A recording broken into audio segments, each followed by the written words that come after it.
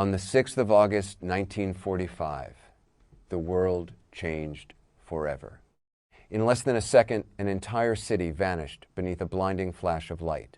Buildings collapsed, streets disappeared, and tens of thousands of lives were erased in an instant. For those who survived, Hiroshima had become a living nightmare. But among the smoke, fire, and silence stood one ordinary man who somehow escaped death. Burned, injured, and barely able to walk, he believed he had survived the worst day of his life. He was wrong. Just 3 days later, fate would place him beneath another atomic bomb.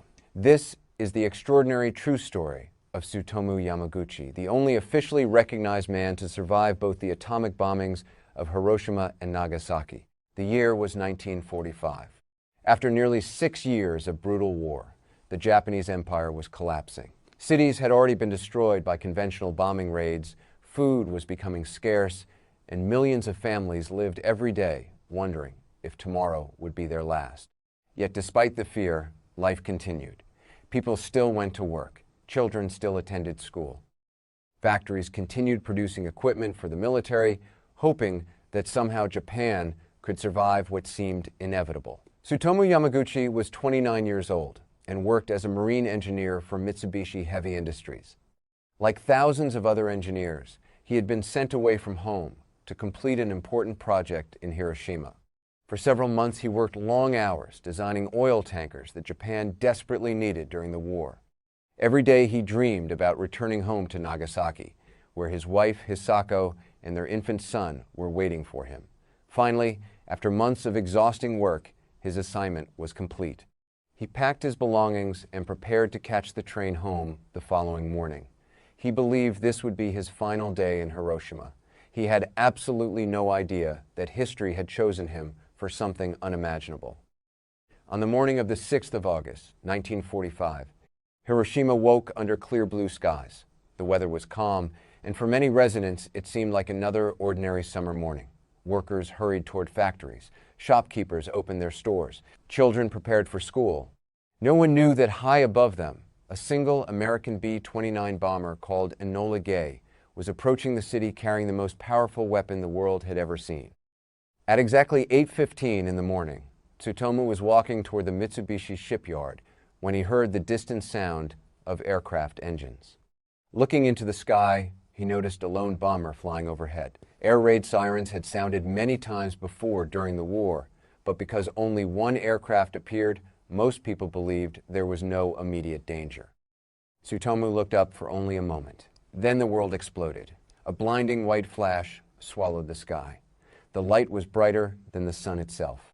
Before his mind could understand what was happening, an enormous blast threw him violently through the air. The force of the explosion ripped the ground apart, shattered buildings, and flattened everything within miles.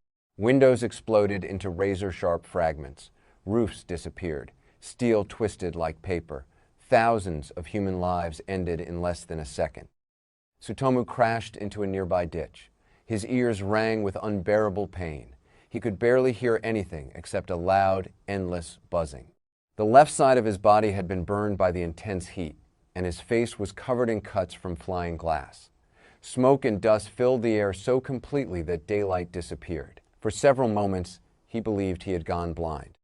When he finally managed to stand, he looked toward Hiroshima. The city no longer existed. Where streets, homes, schools, and offices had stood only moments before, there was now an endless landscape of fire and destruction.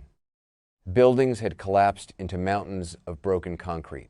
Wooden houses burned with terrifying speed. Thick black smoke climbed thousands of feet into the sky, forming the now famous mushroom cloud that would become one of history's darkest symbols. People wandered through the ruins in complete shock. Many had lost their clothes because of the intense heat. Others suffered terrible burns that covered their bodies from head to toe. Some searched desperately for family members, calling out names that would never receive an answer. Everywhere Tsutomu looked, he saw scenes that no human being should ever have to witness. He realized one thing immediately. If he stayed where he was, he would die. Despite his injuries, he forced himself to keep moving. Every step caused unbearable pain. His burned skin felt as if it were still on fire, and every breath carried the smell of smoke, burning wood, and death. As he walked through the destroyed streets, he crossed rivers filled with survivors trying to cool their burns. Many never came back out. Others simply sat in silence, staring at the ruins, unable to understand what had happened. Tsutomu eventually reached an air raid shelter where dozens of injured survivors had gathered. Throughout the night, cries of pain echoed in the darkness. There was almost no medical help. Doctors and nurses had either been killed or badly injured themselves. Water was scarce. Food was almost impossible to find. The people inside the shelter had survived the explosion, but many would not survive the following days. Because of injuries and radiation they could not even see.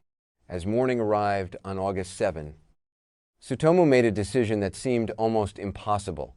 He would leave Hiroshima and return home to Nagasaki. The railway system had been badly damaged, yet some emergency train services had begun operating. Weak, burned, and barely able to walk, he boarded one of the trains carrying survivors away from the ruined city. During the journey, he could not stop replaying the previous day in his mind. Every time he closed his eyes, he saw the brilliant white flash and heard the deafening explosion. He had survived something no one could explain. He believed the worst was finally behind him. He was wrong. He had no idea that within 48 hours, fate would place him directly beneath another atomic bomb. As the dust slowly settled over Hiroshima, silence replaced the deafening roar of the explosion. It wasn't the peaceful silence of an ordinary morning. It was the silence of a city that had been erased in an instant. Everywhere Tsutomu Yamaguchi looked, the familiar streets had vanished beneath mountains of rubble. Buildings that had stood for decades were reduced to broken concrete and twisted steel. Fire spread rapidly through the city, feeding on collapsed wooden homes, while thick black smoke turned the bright morning sky into darkness. The people who had survived wandered through the ruins like ghosts. Many were too shocked to speak. Others desperately called the names of their loved ones, hoping for an answer that would never come. Some carried children in their arms, while others searched through burning debris with their bare hands. The smell of smoke, burning wood, and human suffering filled the air. It was a scene beyond imagination. Tsutomu's entire body was in pain. The blast had damaged his hearing, and the left side of his face and arms had been severely burned. Every step felt like torture, yet stopping wasn't an option. He knew the fires would continue spreading, and if he remained where he was, he would die like thousands of others. Fighting through the pain, he began walking toward what remained of the Mitsubishi shipyard, hoping to find someone he knew. To his surprise, he found two of his co-workers alive. They were also injured and covered in dust, but somehow they had escaped the explosion. Together they tried to understand what had happened. None of them had ever seen a weapon capable of destroying an entire city with a single blast. They couldn't explain the blinding flash, the unbearable heat, or the endless destruction surrounding them. All they knew was that Hiroshima no longer existed. As night fell, the three men found shelter among other survivors. There was almost no food, no clean water, and no medical supplies. Doctors and nurses had either been killed or overwhelmed by the endless stream of wounded civilians. Throughout the night, cries for help echoed across the ruined city. Many people who had survived the explosion slowly died from their injuries before sunrise. Others appeared completely unharmed, only to collapse hours later without warning. No one yet understood the deadly effects of radiation. The following morning, despite his burns and injuries, Tsutomu made an almost unbelievable decision. He was going home. He had to see his wife and young son in Nagasaki. The railway system had suffered heavy damage, but emergency trains were beginning to operate again. Weak and exhausted, he somehow managed to reach the station. Every passenger carried the same haunted expression. No one spoke. They simply stared through the windows as the destroyed city disappeared behind them. During the long journey back to Nagasaki, Tsutomu couldn't stop thinking about Hiroshima. He replayed every second of the explosion in his mind. The brilliant white flash, the unbearable heat, the collapsing buildings, the screams. He wondered how anyone could have survived such a catastrophe. He believed he had escaped the worst day of his life. Late on August 8th, he finally arrived home. His wife, Hisako, was shocked to see the terrible burns covering his body.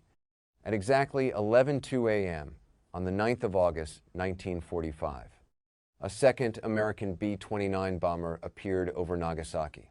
Within seconds, the sky turned white once again,